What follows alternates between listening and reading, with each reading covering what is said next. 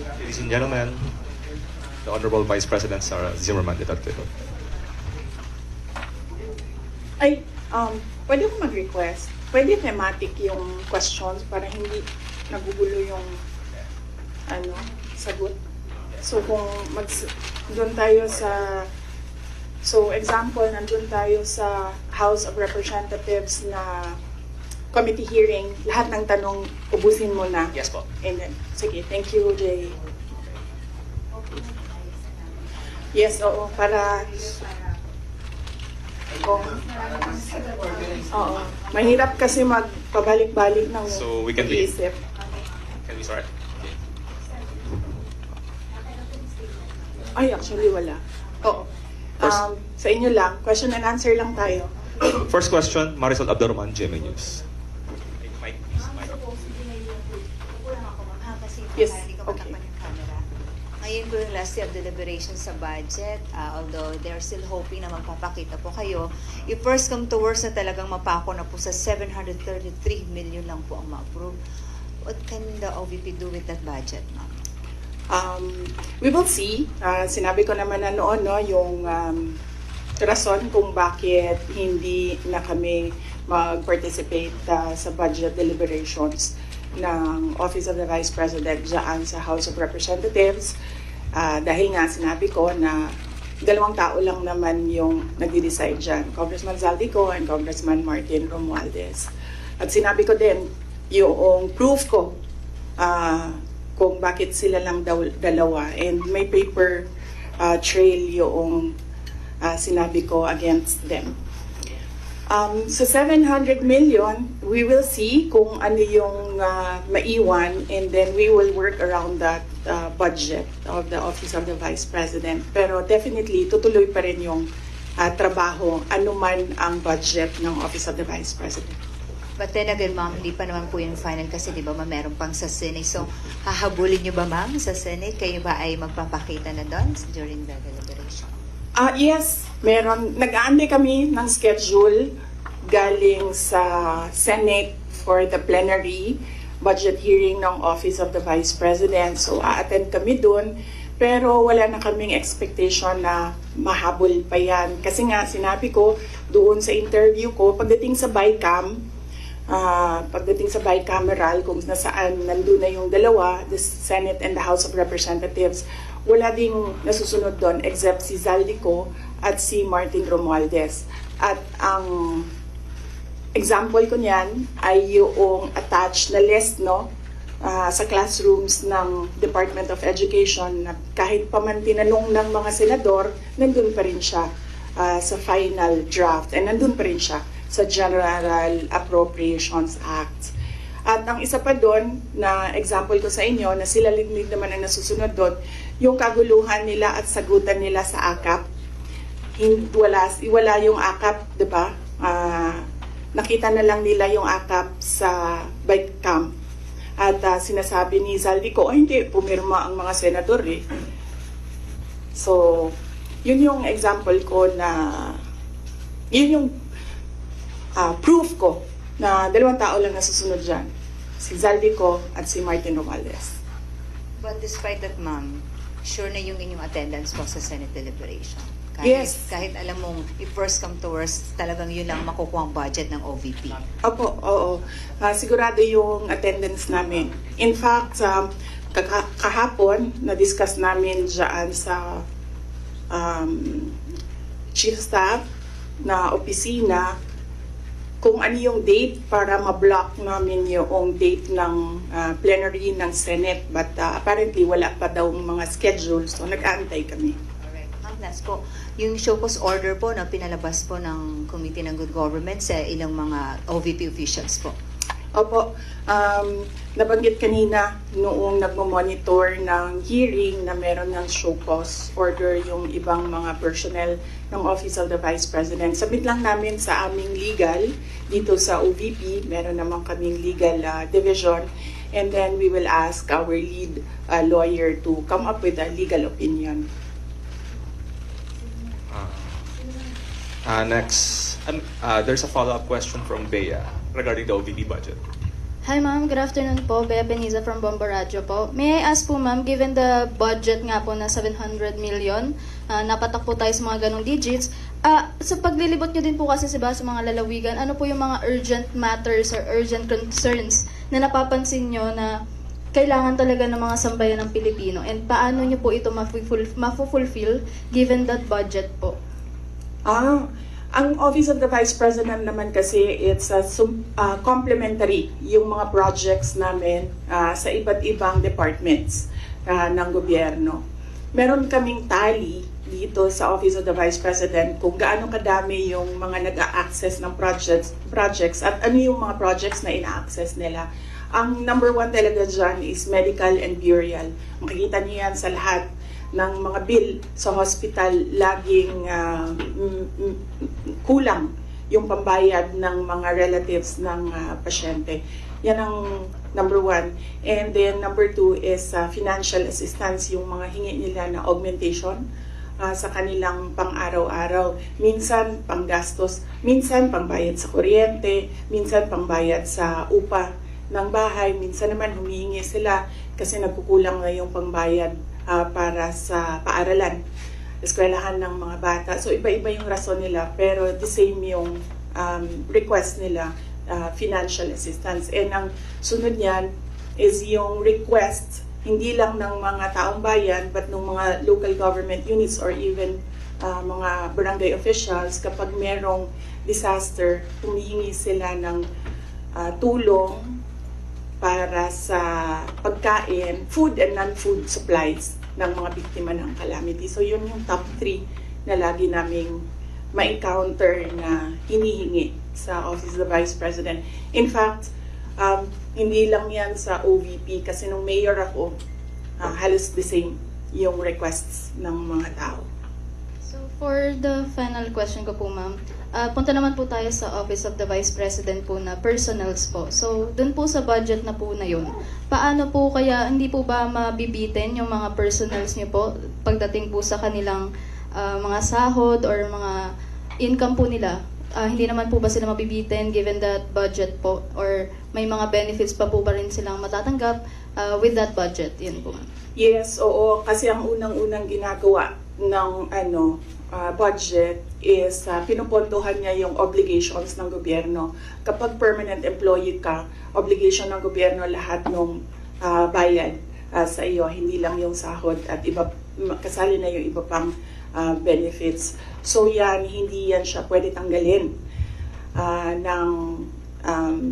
ng paggawa ng GAA, ng General Appropriations Act.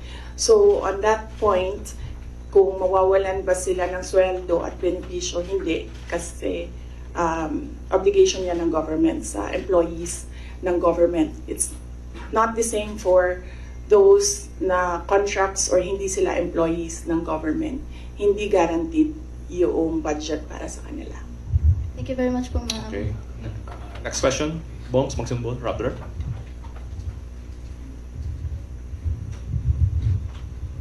Good afternoon, VP. Yes. VP, as we're speaking right now po, merong ongoing House probe. Actually, minutes ago, former Undersecretary Gloria Mercado says you gave her envelopes containing 50,000 each from February to September 2023 when she was with HOPE, or the Health Orchestrate Positive Learning.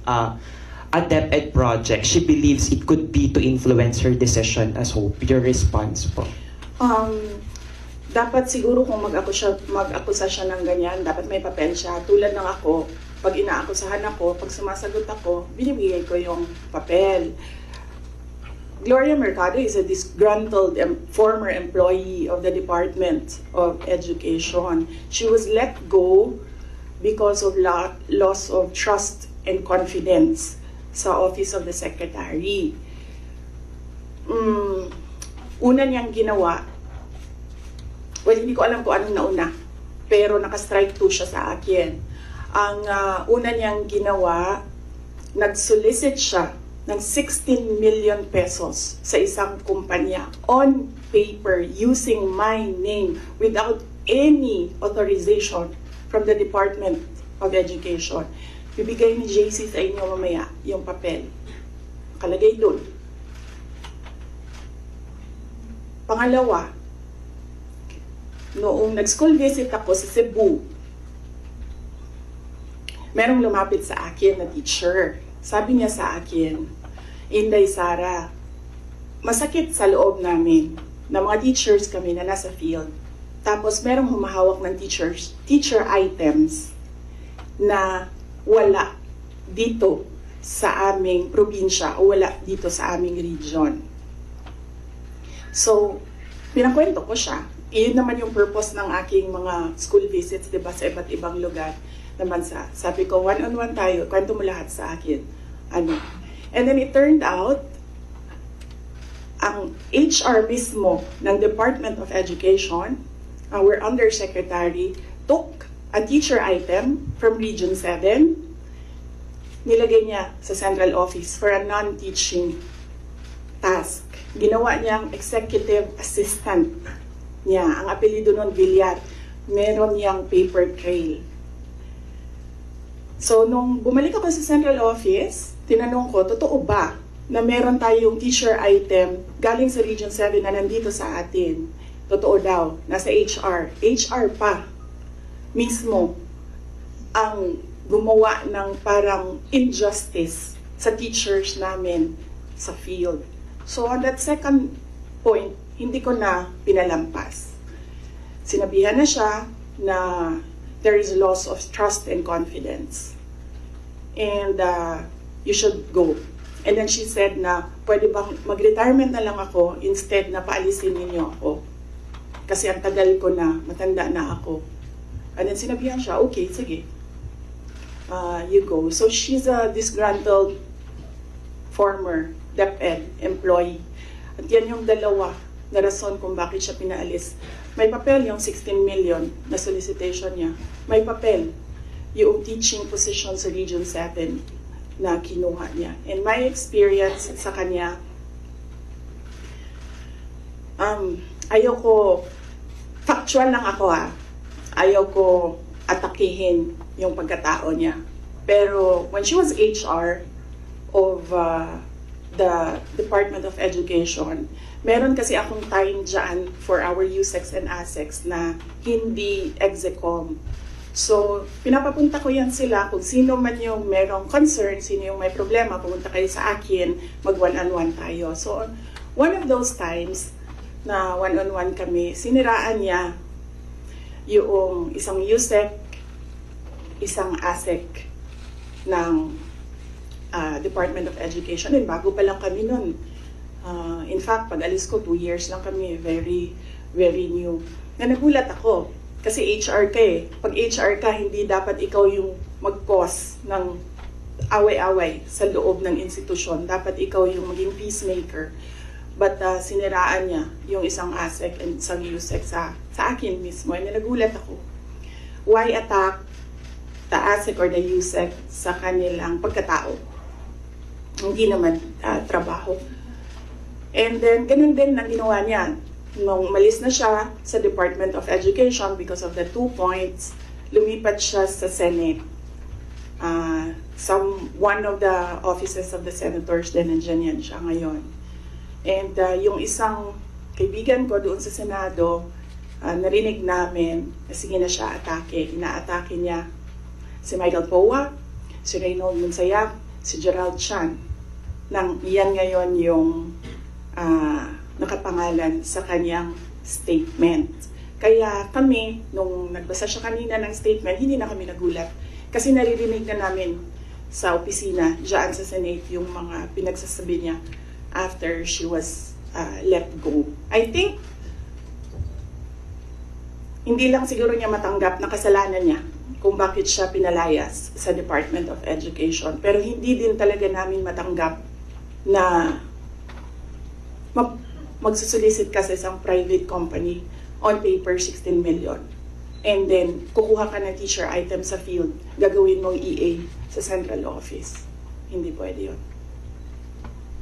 VP, in relation to that, since you brought up yung names po ni Attorney Poa and Attorney Monsaya. So during the probe earlier, she said that yung reason daw kung bakit daw siya nilet go ng DepEd nyo po was that she disagreed daw with Attorney Monsaya's suggestion that bidders in the DepEd computerization program just discuss it among themselves to avoid failed bidding. Ngayon ko lang narinig yan. Sa kanya ko lang narinig yan. Pero ako ang nagsasabi, kasi I was the one who fired her out of the Department of Education. Yung dalawang rason na yon, ang rason kung bakit siya pinaalis sa Department of Education. And as I said, may papel yon. Ibibigay namin sa inyo ang papel. Ang HR record ni Villar, nasa Department of Education din. In fact, hanggang ngayon si Villar nasa region. Kasi sinabihan niya yung region bago siya umalis na ilagay yan sa region, wag yan sa teaching position. Pero that person is holding a teaching position. Any more questions regarding the HOR probe? Dempsey, Philippine Daily Inquirer. Hi ma'am, good afternoon. Regarding din sa probe, kasi apparently parang there was a response from some of the congressmen about yun sa dahil wala nga po kayo ngayon doon. Won't you ever attend the House probe? Diba? Parang is there a chance that you might still appear there or at least kumbaga parang have any other responses in responses sa sinasabi nga nila na hindi raw po kayo umaattend doon sa mga ongoing na inquiry ngayon relating to the alleged anomalies during your time mo sa DepEd? Opo. Nasabi na po namin doon sa opening statement ko kung ano yung sa tingin ko ginagawa ng House of Representatives. And lahat naman sa mga sinabi ko, meron kaming basihan. At sinabi ko doon na what they're trying to do is they're trying to make a case for impeachment. Kasi last year pa yan nila gusto talagang gawin. They're trying to make a case for impeachment. Dahil wala silang ebidensya, ang ginagawa nila, nag-fishing sila dito sa mga tanong sa loob. Kung maririnig nyo, di ba mali? Di ba mali? Ginagano nila yung sumasagot na COA resource person. And of course, ano lang ba ang rank and file? Siyempre, congressman yung kaharap mo. Di sasabihin mo, oo po, may mali. When in fact, ilang beses na kami sumagot, we are fully cooperating with the audit process and we are answering and filing our comments in all the cases before the Supreme Court. In fact, kung mag-file pa sila ng kaso pa, sasagutin namin yan sa korte. Pero hindi doon. Kasi kung gusto nila mag-impeach, huwag nila kunin sa akin sa mga bias na tanong nila sa akin ang gagawin nilang impeachment. Kanina, sa tanong mo kung a-attempt pa ba ako, we take it one hearing at a time. So, when we receive an invitation, we study, una-una, pinapadala siya sa legal, pinag-aaralan namin, dinidiscuss namin dito sa opisina with the personnel. And then, tinatanong namin yung mga personnel. Like in the case of this invitation, nakapangalan na sila doon and hindi na pwede ang authorized representatives. So we sit down with them and we ask them, ano ba ang gusto mong gawin? So depende sa sagot, yun ang sinusuportahan namin. Ako as head of the agency, sinusuportahan ko kung ano yung gusto. Right now, walang gustong pumunta doon sa kanila. Kasi ang concern ng lahat is yung pamilya nila. Sa kanila daw sarili, walang problema because they are government employees. So, makakasagot sila. Ang hindi daw nila makontrol is yung paninira sa pamilya nila. At yun ang concern ng lahat ng employees ng dito ng Office of the Vice President. And sabi din ng legal namin, there are valid legal points or legal questions sa nangyayari na hearing, which is the contempt of the letter to Congressman Joel Chua kaninang umaga. Unang-una doon, yung privileged speech mismo ni Congressman Valeriano nagsabi ng unverified claims. So paano ka magagawa ng hearing based on unverified claims? Hanapin mo muna yung mali, tapos ka mag-hearing. Hindi yung doon mo hanapin yung mali sa hearing. Pangalawa, ito yung punto ko nung last akong pumunta sa kanila. Nakalagay sa batas, nakalagay sa constitution natin. Inquiry in aid of legislation. Hindi siya gumamit ng investigation. Sabi niya doon, persons, the right of persons shall be respected. Hindi siya nagsabi ng witnesses. Pero pagdating mo sa rules sa loob ng House of Representatives, rules nila in aid of legislation, ginagamit na nila interchangeably. Inquiry and investigation, persons and witnesses. Mag-decide mo na sila, ano ba sila doon, korte o hindi? Hindi naman sila korte. Paano ko nasabi na gumagalaw sila na parang korte? Nilagay nila doon. The rules of court are supplementary to these rules. So, ibig sabihin, gumagamit na sila ng rules of court. Ang ginagawa nila doon na is an investigation that is akin to the judicial process na ginagawa ng NBI, na ginagawa ng DOJ, na ginagawa ng mga piskal. At ang isa pang punto namin doon sa sulat ay ano yung pangatlo? Kalimutan ko na. Pahingin tubig, sir.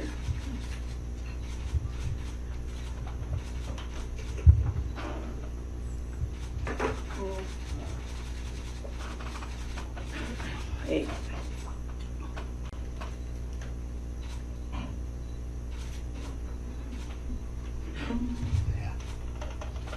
Napagod ako sa kakasulat nito kagabi. Anong oras ito? Pinadala ko. 12:35 a.m. Ito na.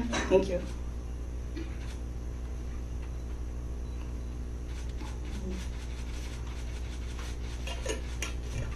Yeah. Ito yung isang punto ko dyan. Nakalagay doon sa Constitution. The rights of persons appearing therein or affected thereby shall be respected. Nakalagay doon. So, ibig sabihin, dahil in aid of legislation lang ito at hindi naman ito prosecution or investigation, ibig sabihin, pwede humindi ang tao. Diba? Kasi, ayoko sumali sa pag-craft ng legislation nyo, bakit nyo ako pipilitin? Di maghanap kayo ng ibang resource person. Ang dami namang previous vice presidents dyan. Napakalapit ni former President Gloria Arroyo sa kanila. Yun ang tawagin nila, gawin nilang resource person kung meron talaga silang batas na ginagawa about sa Office of the Vice President. And then ang huli noon is sub judice. Ang daming questions nila na kaparte ng 3 cases na final sa Supreme Court na dapat hindi pinag-uusapan sa labas ng korte. At yung huli, sinabi namin paulit-ulit, nandun kami sa loob ng Commission on Audit. Nag-participate kami sa audit process. Kahit na yung audit na yan, dumating lang yan pagkatapos nila na mag-usap ng Makabayan Block at ni Speaker Romualdez na atakihin ang confidential funds. Sumasagot pa rin kami kahit alam namin kung ano ang motibo sa audit. So, yes. Anong tanong mo, sir? Kalimutan ko. Yun lang po, ma'am. Yes, sir. Next. Then, out of security concern na naman ng ibang OVP officials and employees kung bakit na rin hindi you prefer not to go to the inquiry sa House. Security, physical security nila, personal, wala naman kaming problema sa security. Wala akong narinig na gano'n, na comment galing sa kanila.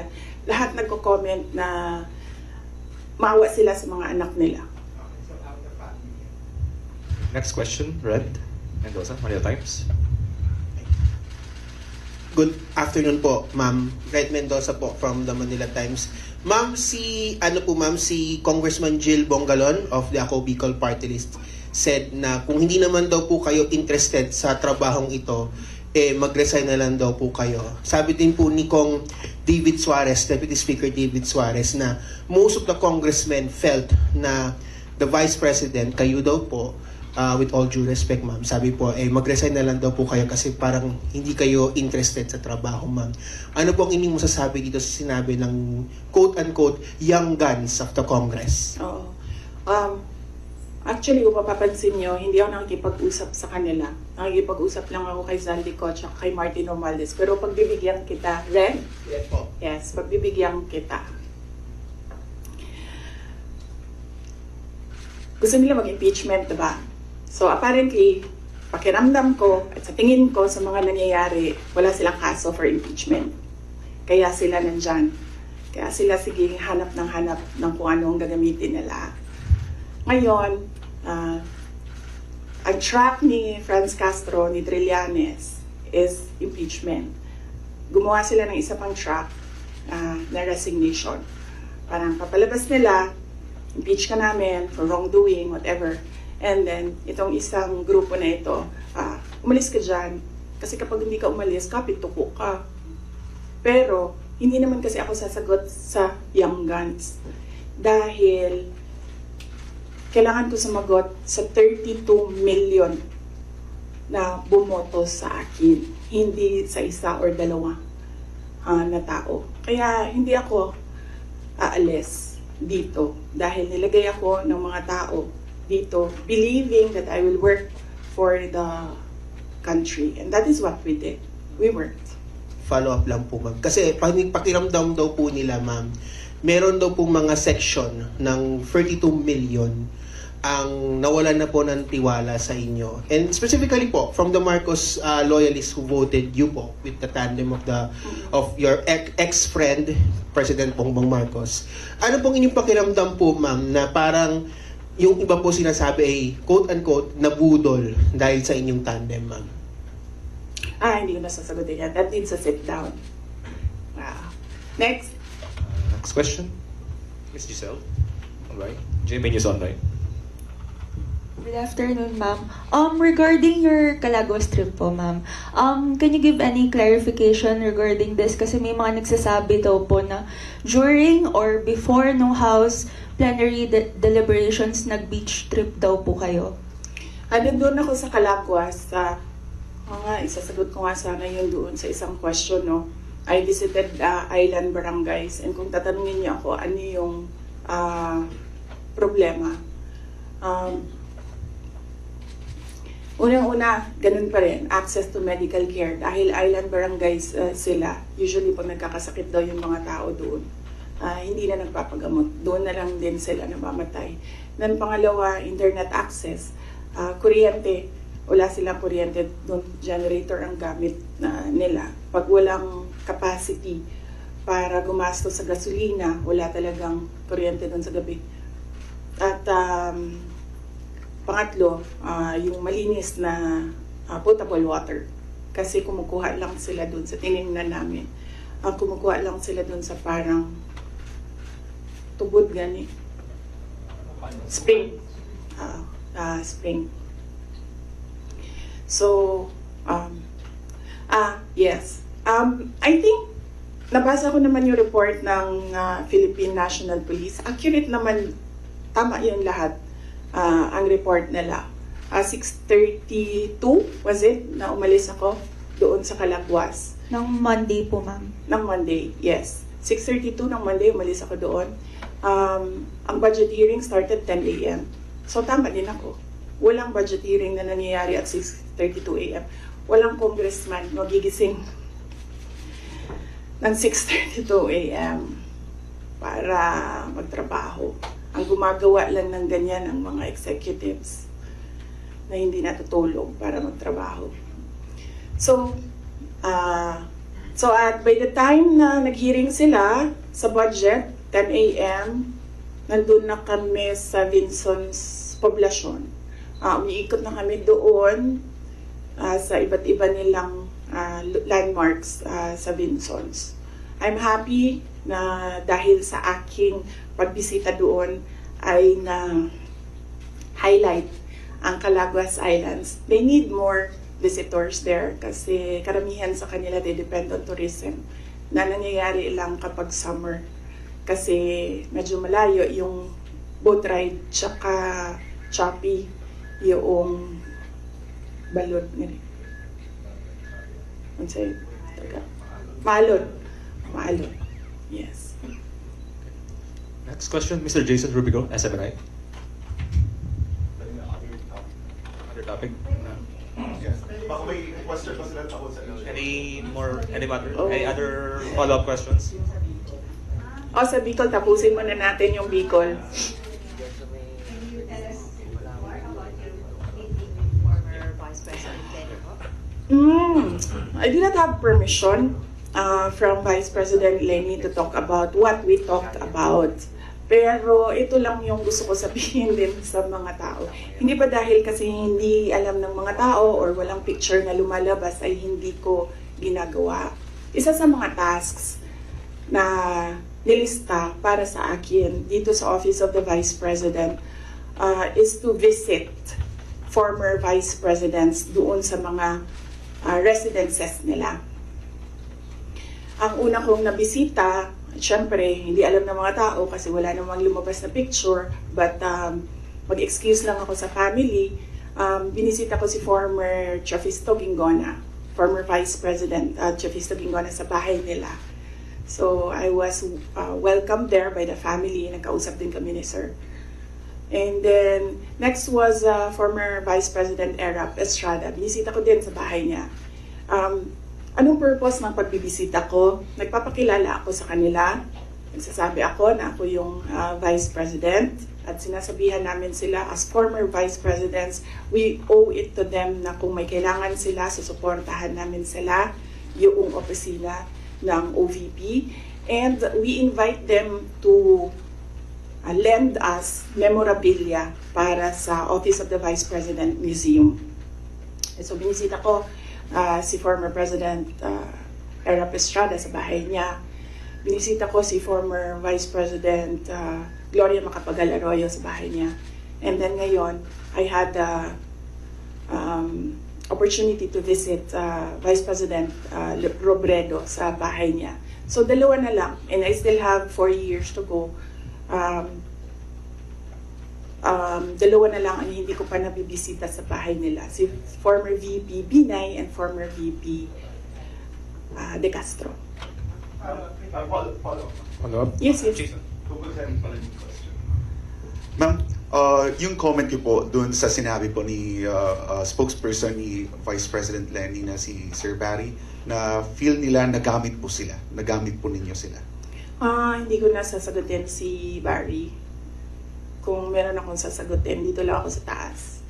Si Vice President Lenny, or si President Marcos, or si Zaldico, or si Martin Romualdez.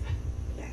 For clarification, ma'am, yung meeting with Vice President Lenny, was it planned po or hindi planado yung pagpunta po natin doon?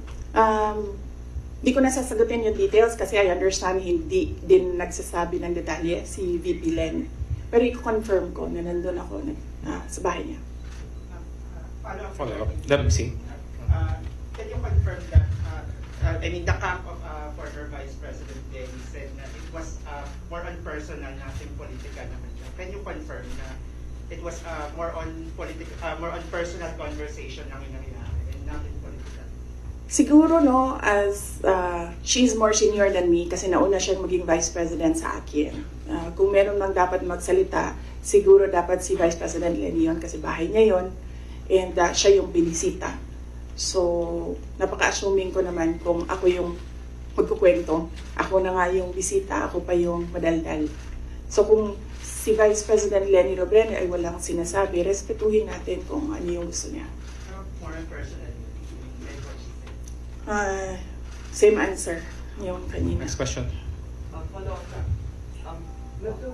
Lance? From Newswatch, Siyempre nagkaroon po ng ilang parang ideas na possible daw na magka-alyansa in the future because of that meeting. Pero kayo po ba, bukas po ba kayo na in the future ay makipag-alyansa sa politika with former VP Robredo? Hindi yan yung nasagot ko, no? Pero nasagot ko na yung question about political alliances noong araw na umalis ako sa Department of Education. Sabi ko doon, inimbita ako ni President Marcos na sumama sa kanila. Inimbita din ako ni former President Duterte na sumama din sa kanila. And right now, hindi ako, ang sinasabi ko nga noon, I'm single and ready to mingle. But right now, hindi ako handa na sumama kahit kanino man because kailangan ko muna ayusin at ipagtanggol ang Office of the Vice President. So nandun tayo sa protect the Office of the Vice President na isa sa mga, of course, duties ng Vice President. Next question, Kat Domingo, ABS-CBN. Ma'am, still on this topic, mayroon pong ibang mga political analysts who are saying that you are who are accusing you of using your visit to Naga as a diversionary tactic, allegedly, doon sa mga intrigues sa inyo sa House of Representatives, particularly the budget hearing. Your defense to this, ma'am?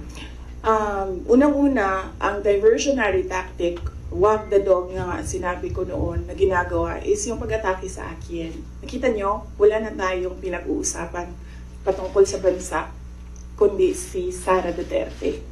At hindi na natin napapag-usapan ang kahirapan, ang kagutuman, ang kawalan ng internet, walang internet connectivity sa iba't ibang lugar, kuryente na mahal, kuryente na hindi reliable ang supply. Ang daming problema ng bansang ito. Pero hindi na pag-usapan dahil pinapag-usapan natin si Inday Sara Duterte. Pero wala namang problema sa akin yon. Kaya ko naman sagutin yan lahat kasi alam ko naman wala akong ginawang mali. So kahit ano pang itapon nila, sasagot ko yan.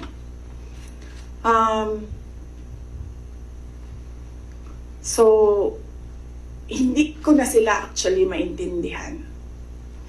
Pumupunta ako doon sa kanila, nagagalit sila.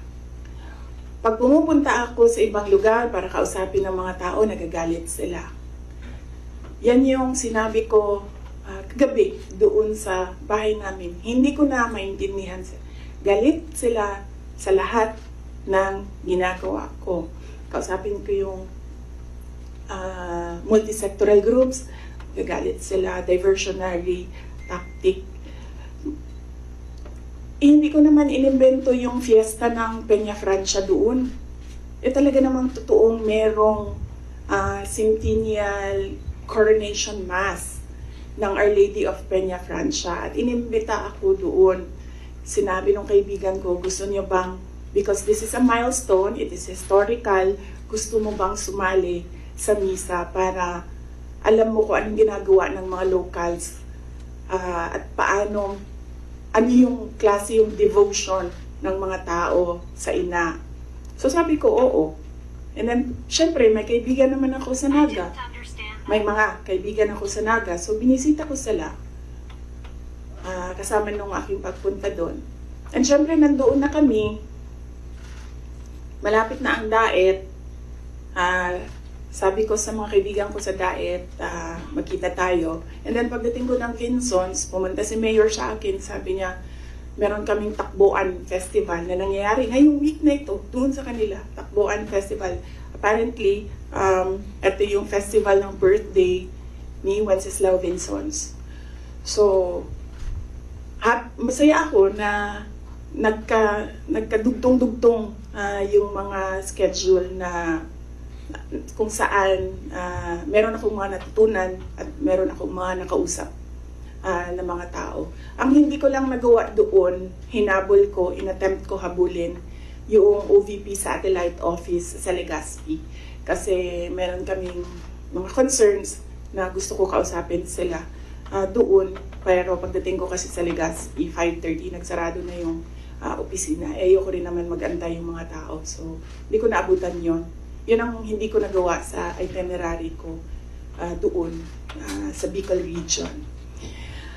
So, hindi ko na alam. Galit sila kung makipag-usap ako sa tao. Galit sila pag pumunta ako doon sa kanila. Hindi ko na rin alam. Kailangan ko ba magpaalam? Kakain na ako? Aalis na ako?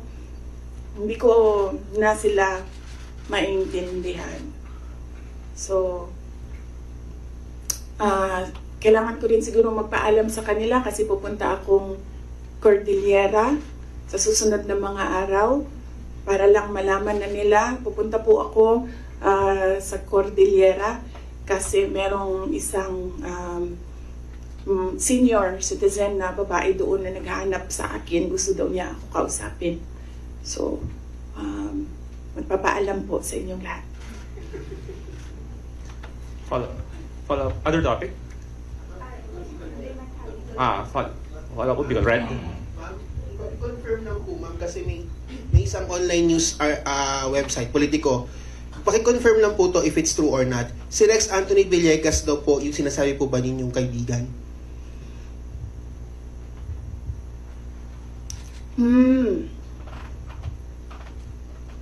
Hindi ko alam kung nagsalita si Asek Villegas. Hindi ko alam. Sorry, I have no information right now kung ano yung sinabi ni Asek Villegas. Siya daw po yung parang siya po yung na-identify na Bicolano friend na nag-broker sa meet ninyo with former Vice President Lenny Robredo. Oo. Siguro ang tamang ano dyan is tanungin diretso si Asek Rex Villegas. Other matters? From our friends from the Foreign Correspondent Association of the Philippines, Mr. Ken Sasaki, Japanese News Bureau. Good afternoon, ma'am. Hello. You understand Tagalog? That's No? So sorry for Japanese So, news. how did you understand my answers earlier? sorry. Just It's go okay. ahead. Go ahead, Sasaki. Oh, I love Japan. Thank you. It's my favorite country in the world. Yes. Next to the Philippines, because the Philippines is given already because I live here and this is where I die. But countries to visit, number 1, Japan. I also love your country. Thank you. You should visit Calaguas. Yes, I did. Beautiful. I did. I love Oh, it. you did? You've been there? Yes. Oh, so beautiful. Yes. I've never seen any beach as beautiful as Calaguas. Go ahead, Sasaki-san. Yes, sorry. Recently, your father publicly said that from one family, one president is enough. Do you agree with this? One family, one president. Well, if there is a law, then we should follow the law I think this is in relation to family dynasties of people running for offices in government. If there is a law, we will follow the law. I have no problem. I've always said that my dream was to become a pediatrician, a doctor. My dream was not to become a mayor, a vice president, or a president. So I don't have problems with not becoming president of the Philippines. I talked to my friend in Cambodia, and I learned that they have a 16 million population. I said, I'll run for president in Cambodia. It's easier. It's just 16 million. And hopefully additional. So how do you think about the current president, who is the second from one family? Well, there is no law prohibiting family members of former presidents running for president. So when he ran, he was well within his right to run for president. Thank you. Next question. Soleh. Thank you, sorry. We know we have asked this to you a lot of times and we'll be asking you this again. Kasi kagabi lang may sinabi na si former Senator Trillanes ng articles of impeachment. Sino ba sa tingin mo ang talagang nasa likod nitong ugong-ugong? Kasi kami, we always ask the Congress. Ang lagi nilang sinasabi kung meron mang impeachment, naririnig nila, sa'yo daw po. So sorry, we have to ask you again, ma'am. Kinote ko naman na si Representative Castro, di ba? Sa kanya nagsimula yan. I-quote ko ulit para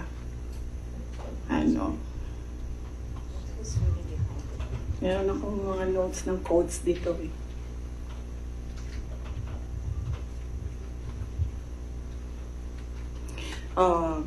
Ito yun, Inquirer ito, yung kinuha ko. Pero I think kinary din siya ng iba't ibang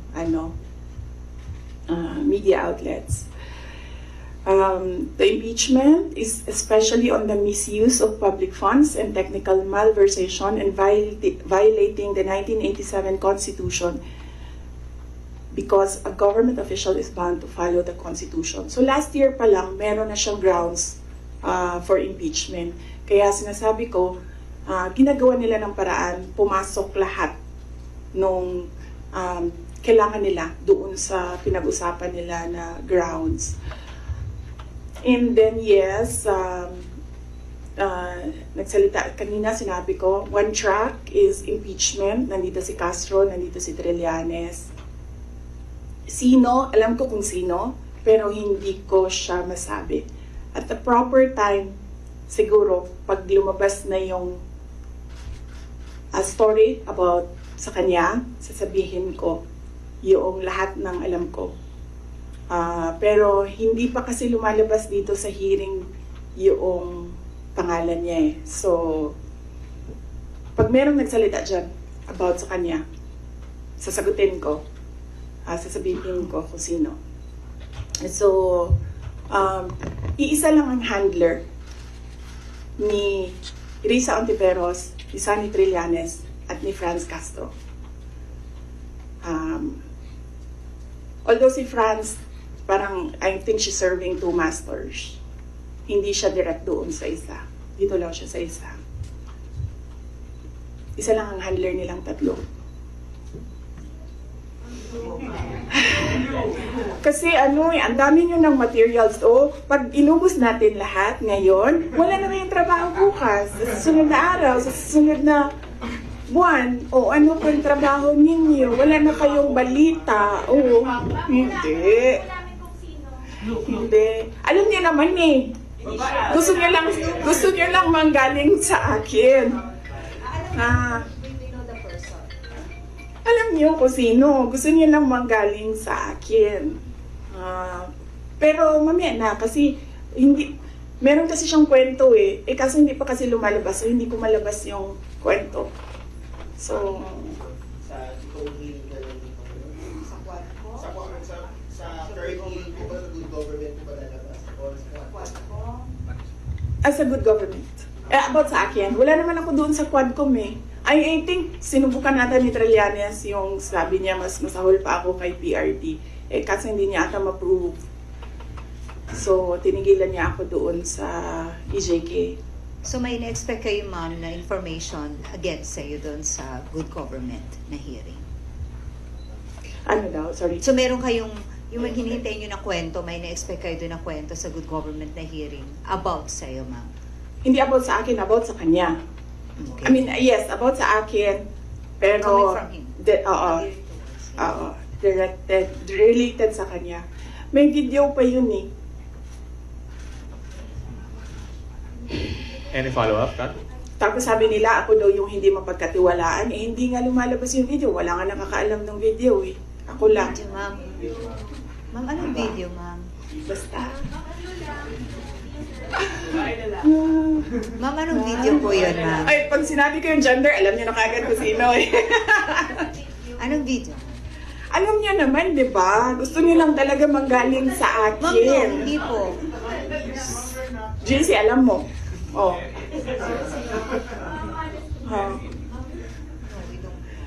Antayin natin. Mahaba kasi yung kwento sa kanya. Tapos pag kinento ko yung parte lang ng question na yan, sayang naman yung ibang chismis. Hindi chismis yun kasi ako yung ano eh. Ako yung may alam. Ma'am, is this the Pulveron video? Hindi. Iba pa. Iba pa. Yeah. Hindi ito yung Pulveron. Hindi din. Hindi din. Oo. Pang-politician. Wala na bang question? Ano na ito? Ma'am, Fishing na ito. Fishing. Ma'am, yung topic na lang ng video, about saan lang yun? If that Next question, Maraming salamat. Next question, Jason. So, ang sa tingin mo ba, VP, instead yung sinasabi nilang, sorry, JC, sorry, Your Honor, dapat hindi ko ma-recognize. So, ang sinasabi mo, VP, imbes yung sinasabi nilang you're making diversionary tactics, ikaw yung nagiging diversionary Ako yun. tactics nila. Ako yun. Kasi, tingnan nyo, Sa totoong problem. ako mayor ako ng 3 terms. Noong simula ng term, pinag-uusapan na kaagad namin ng council yan. Ano ba ang landmark legislation ninyo for this 3 years? Nakikita nyo ba na meron silang landmark legislation? Wala. Inuubos nila yung oras ng mga kita niyo yung mga tao sa DepEd, wala na nagawang trabaho yun. Sa kakaupo nila doon. Inuubos nila yung pera ng taong bayan diyan sa mga hearings nila going after me. And wala silang pake kasi ang gagawin lang nila is magbigay ng pera kung saan-saan.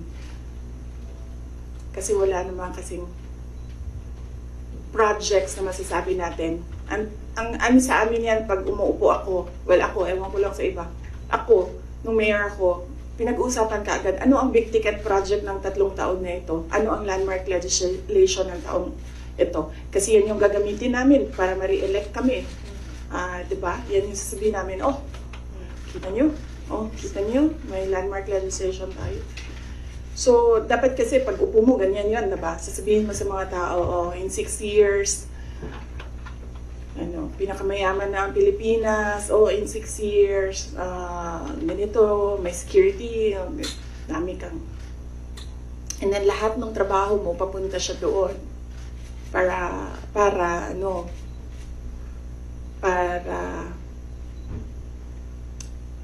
pag-alis mo, nakikita ng mga tao yung trabaho for the past 6 years. So, Follow up. Other matters. oo, okay lang kasi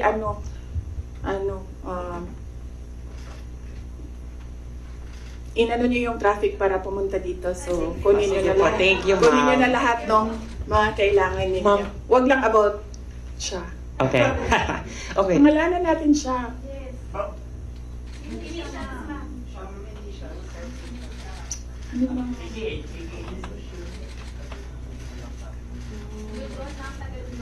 Wala pa akong... Actually, wala akong code name para sa kanya eh. Sinasabi ko diretso yung pangalan niya pag ginalibak na ko siya. Okay. Ma'am, COC filing na po next week. Will you be endorsing like senators? Or may Senate slate po ba kayo? Sa ngayon, wala. Wala akong Senate slate, wala akong senators. Kasi nga sabi ko, nakatutok kami defending the office of the Vice President. I feel that that is my primary duty right now, to defend the office. So, nakatutok lahat ng effort ko doon. Pero, we'll see. Malayo pa naman kasi yung kampanya. Sa February pa siya magsisimula. So, tingnan natin, baka pagdating noong February, medyo maluwang na and pwede na mangampanya. Last. Pwede ba? Sorry, when you agreed to run with President Marcos in 2022, did you ever imagine yourself being at the center of controversies and even impeachment rumors less than halfway into your term?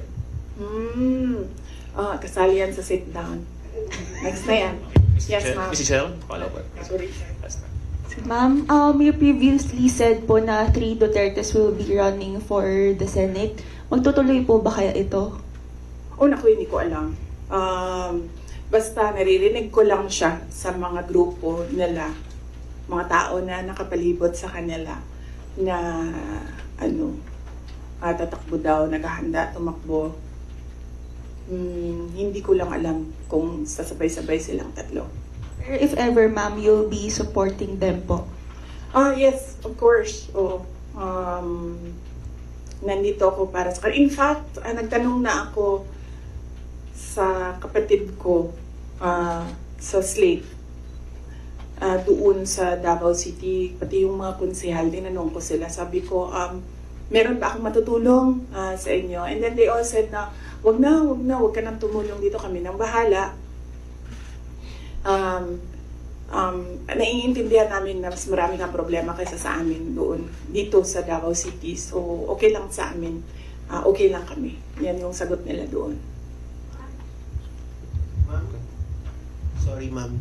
PDP has allied with 3 parties. Ang HNP po ba ready to ally with the PDP?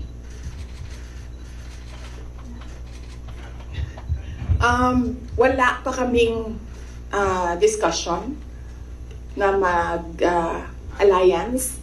with PDP. But hindi ko alam kung bakit gusto pa nilang makipag-alyansa sa amin. Dalawa lang kami doon na sa partido. Ako tsaka si Mayor Aldavid Uy ng Samal. Kami na lang dalawa na nandoon sa partido. Sa HNP, yes. Last question, Kat Domingo. Ma'am, you had a family dinner, I think, or lunch. Complete family. May photo po. PRRD, your mom, Mayor Baste, Congressman Pulong, and you, I think, in Davao City.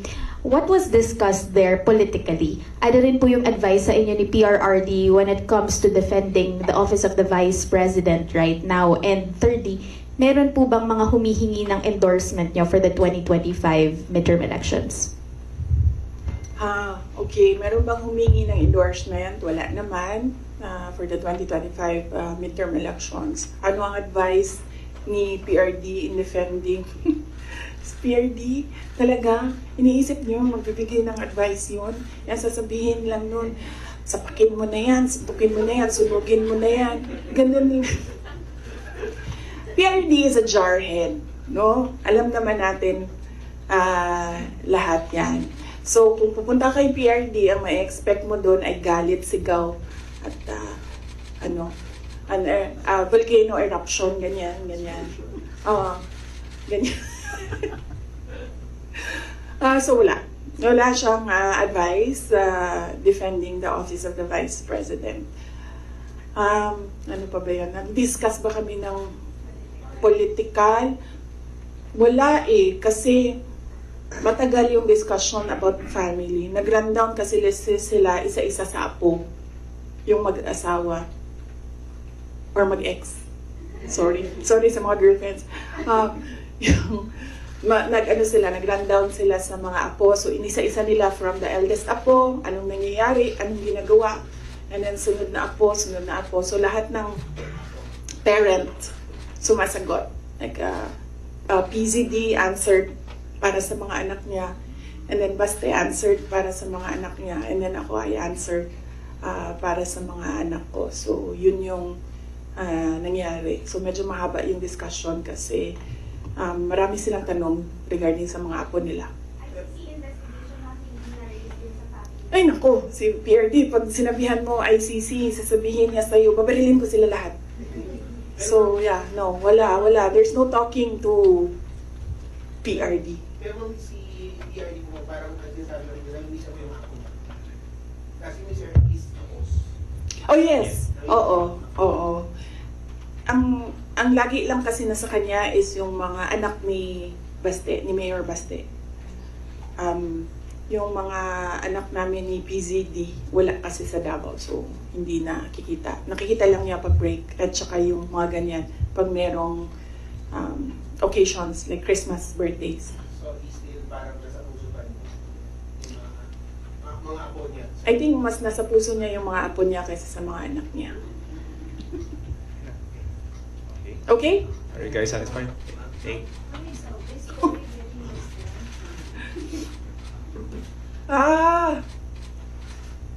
Wala naman kasi talaga akong ginawang mali.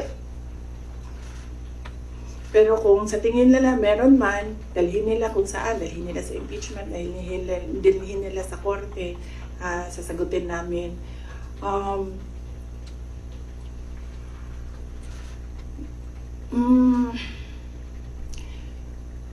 Yun. Kaya ako very casual kasi masasagot ko kasi lahat ng sasabihin nila. Minsan lang hindi ako nagsasalita, kaya mukha siyang walang sagot kasi minsan ayoko na rin na magsalita kasi nakakapagod na sila. Nakakapagod yung galit nila actually. Yun yung nakakapagod. Pero kung meron kayong kaaway, maasahan ako. Tawagin ninyo ako. Basta away, maasahan talaga ako. Thank you. Thank you very much, OPP Media. Salamat. Thank you po.